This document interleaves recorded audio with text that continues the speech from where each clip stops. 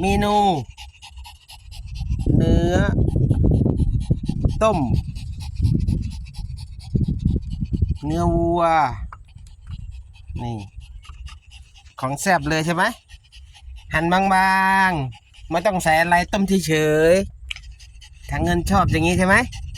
โอ้ยดูเหนื่อยแล้ววิ่งเหนื่อยแล้วเล่นห้อยเล่นแล้วนี่เมนูนี้นี่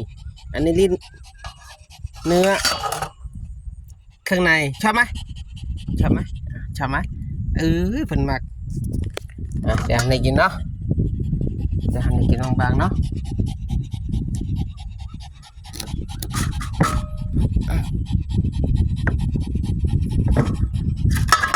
เดี๋ยวให้กินเดี๋ยวเย็นๆ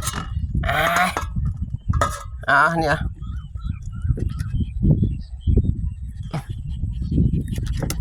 เนี่ยเอาออกมาก่อนว้ายใจไปเอาอ้วนติดคอ